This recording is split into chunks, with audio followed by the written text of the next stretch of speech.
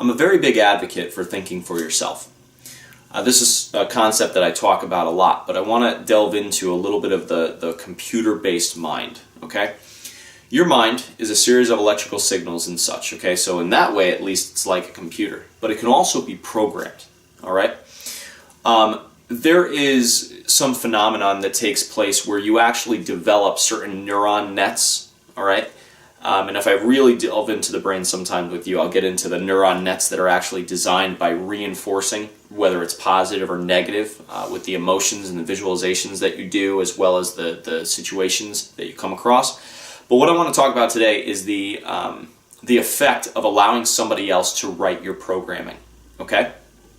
Now, much like a computer, your mind can be completely reprogrammed, okay? At any time, you can really start the process, and in fact, the programming never really ends.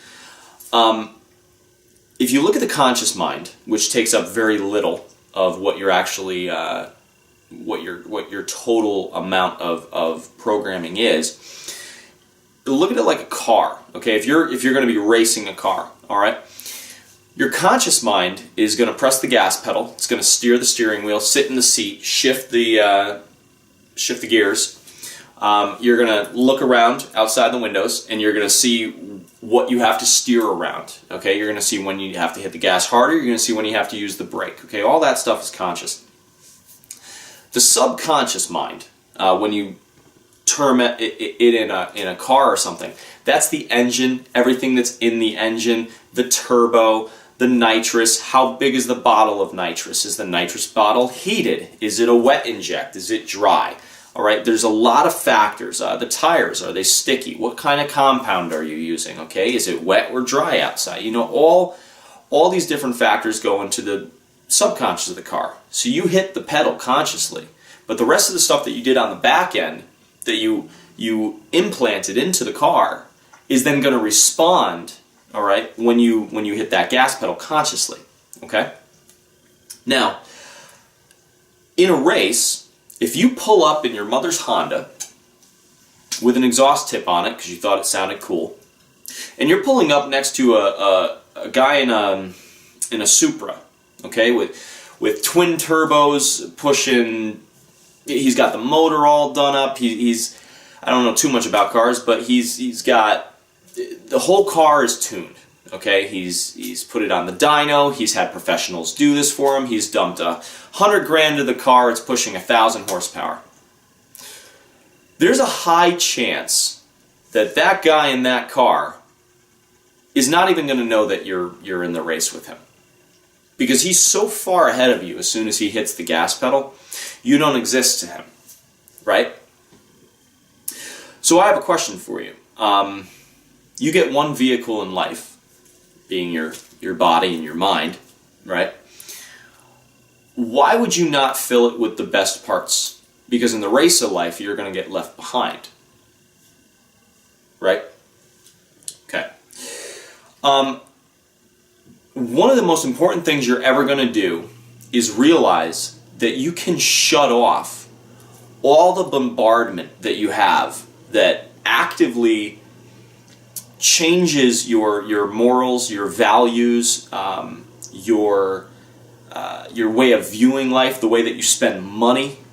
The sooner you realize that you can shut off this programming that's coming into you and sit there and write out what goal you want and what it's going to take to get there, the sooner you're going to start obtaining the goals at which you set, right? There are people who are paid hundreds of thousands of dollars, the really good ones, a year, to study the human psyche to the point at which they can design ads that are going to make you feel you need to buy the newest product coming out. You need that pair of pants or that pair of shoes, even though you can barely afford your rent. You know, you need to go out to this bar or that, you know, that new restaurant opening up, you know, when the truth of the reality is if you go to that really nice restaurant, you're spending 30, 40, 50% or more of your paycheck, All right, there are people who are paid to get into your wallet. You have to protect yourself from that kind of thing. You're not going to move forward if you're spending your money on a bunch of stupid shit.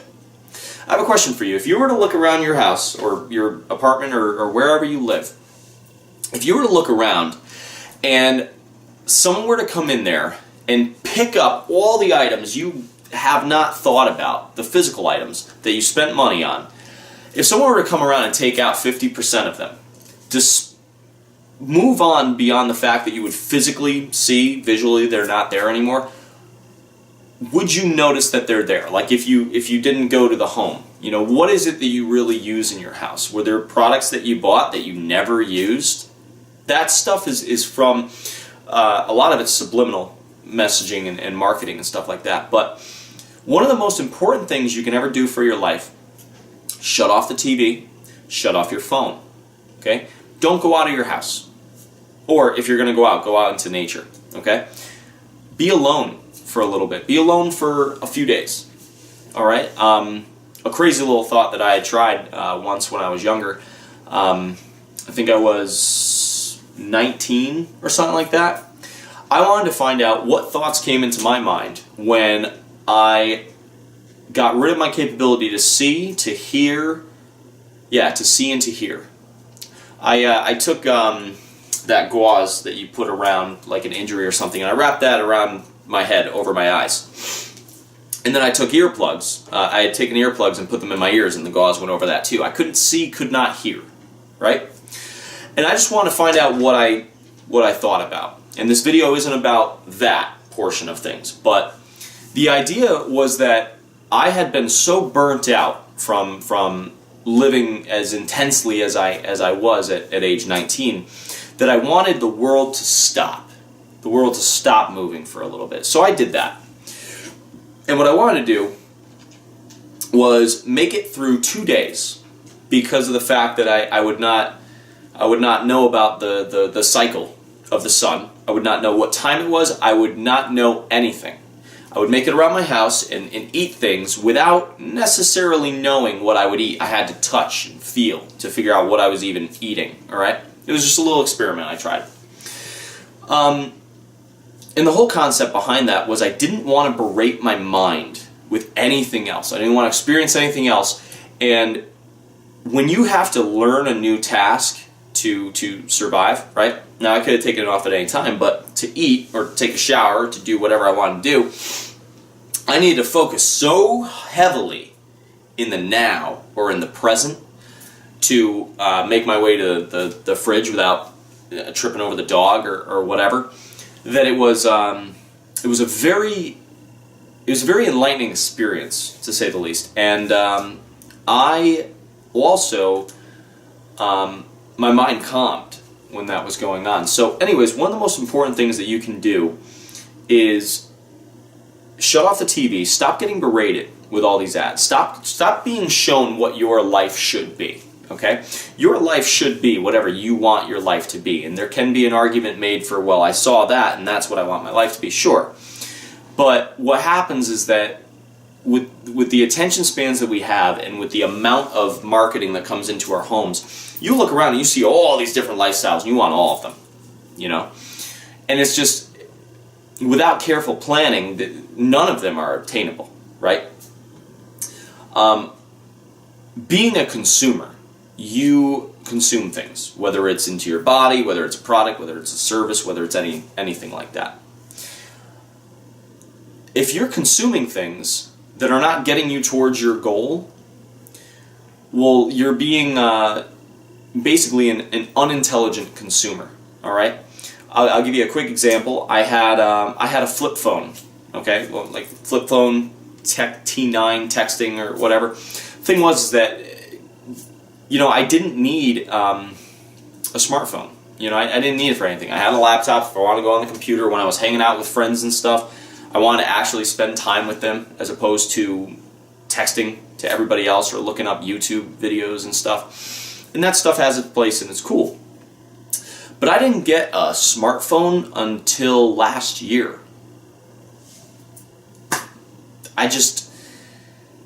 There was no real need for it. But the thing was, my business had grown to a certain point where that tool is very utilizable by me now. So now I have a smartphone. So I went from a flip phone to like an iPhone 6, which is a huge difference. But what I didn't do is get an iPhone 4 and then an iPhone 4S, because that one's a little bit better, and then an iPhone 5, and maybe, I don't know if there, yeah, then an iPhone 5, then get the iPhone 6. You know how many hundreds of dollars like I lost by doing, I would have lost by doing that, you know? And these people who are paid big money prey upon people who don't think for themselves, you know? They think that they need what their neighbor has. You don't need what your neighbor has, okay? What you need is to put in the proper parts and pieces to your vehicle to make it through life, to make sure that you are going to win the race, or at least you're going to place somewhere in the race. Because in the race of life, there's not one winner.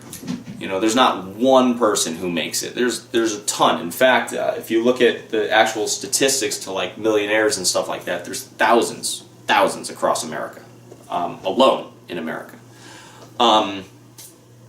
This is why probably you see cat fur on me. Every time I sit down, my buddy wakes up and comes over and whatever.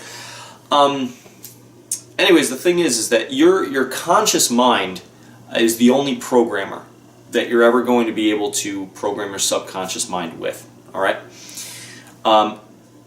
The more conscious you can make your mind, the more things you can become aware of in your life,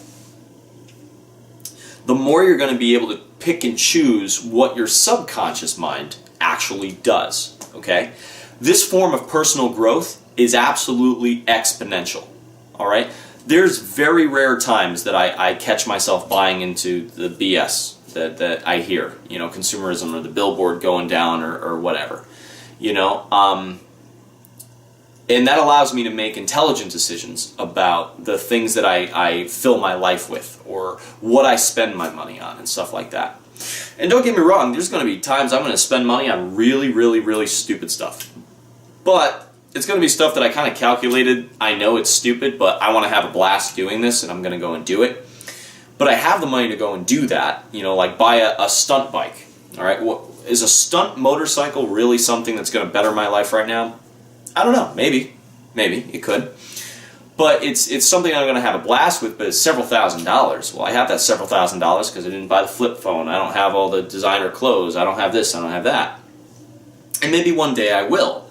But I'll buy that stuff when I can buy 100 of them at once if I really wanted to. You know what I mean? It's just, you have to be a intelligent consumer, okay, on your trek through life and stuff. That's going to really help to better yourself. I know it's one of the shorter, less deep videos that I've put together, but it is still important. You know, you want to think for yourself. You want to reprogram the mind. You know, check out like neuro-linguistic programming. It's a very interesting thing. It goes much deeper than what I've discussed today. And I will be making a video on how to program the mind, but I just wanted to touch upon this stuff today. So, you know, take that, think about it, chew it, you know, digest it. Make your car as fast as it can go. You know, get to the top. See you there.